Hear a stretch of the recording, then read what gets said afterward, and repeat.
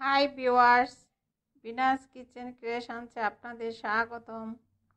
আজ রান্না করব হাতে মেখে কাতলা মাছের চচ্চড়ি। আর এইভাবে কাতলা মাছ রান্না করলে খেতে ভীষণ ভালো লাগে, আবার মাছ ভাজার ঝামেলাও থাকে না। চলুন কাতলা মাছের চচ্চড়ি রান্না করতে কি কি উপকরণ লাগবে একবার দেখে নিই। প্রথমেই লাগবে কাতলা বা রুই, যে কোনো বড় মাছ।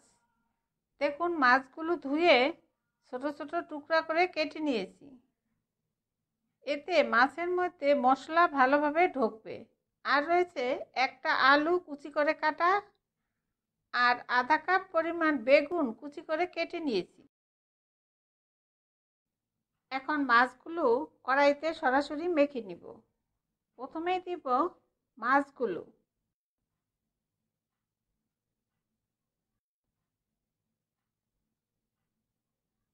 এরপর দিব কুচি করে কাটা আলু ও বেগুনগুলো।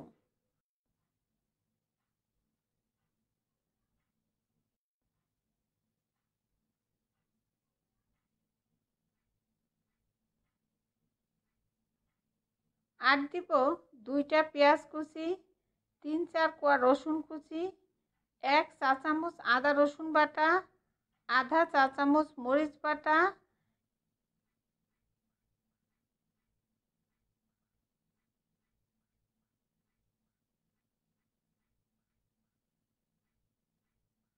এরপর দিব 1 চা চামচ জিরা ধনিয়ার গুঁড়া, আধা চা চামচ হলুদের গুঁড়া, একটা টমেটো কুচি, আর স্বাদ মতো লবণ। আর দিব স্বাদ মতো লেবুর রস, এতে মাছের আষ্টে গন্ধ চলে যাবে। এরপর দিব 2 টেবিল চামচ পরিমাণ সরিষার তেল, আর 1 কাপ পরিমাণ পানি দিয়ে ভালোভাবে মেখে নিব। আর পানি আপনাদের পরিমাণ বুঝে দিবেন। আর আলু আর বেগুনগুলো সিদ্ধ হওয়ার জন্য।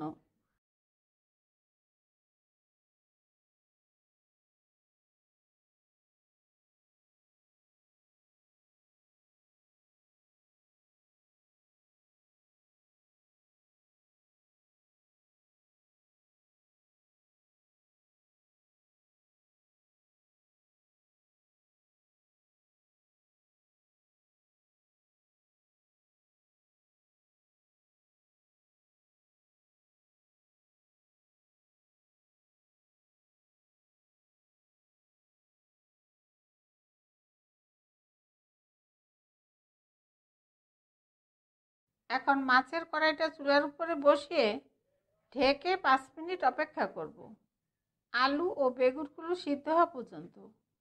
আর এই সময় চুলার আঁচ মিডিয়াম থাকবে। এখন ঢেকে 5 মিনিট অপেক্ষা করার পর দেখুন আলু বেগুনগুলো সিদ্ধ হয়ে গিয়েছে। এরপর ঝোলের পানি একটু শুকিয়ে আসা পর্যন্ত অপেক্ষা করব।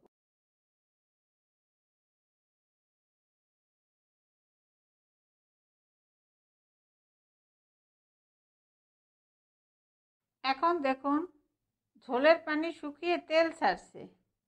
এরপর নামানোর আগে পরিমাণ মতো কিছু ধনিয়া পাতা কুচি, আর 3-4টা কাঁচামরিচ,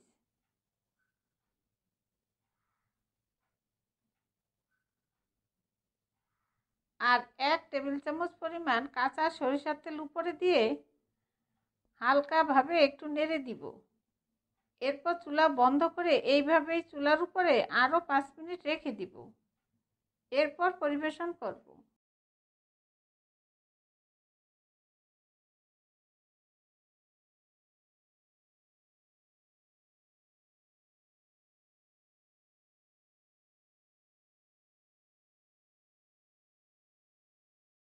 তৈরি হয়ে গেল খুবই সুস্বাদু কাতলা মাছের চচ্চড়ি।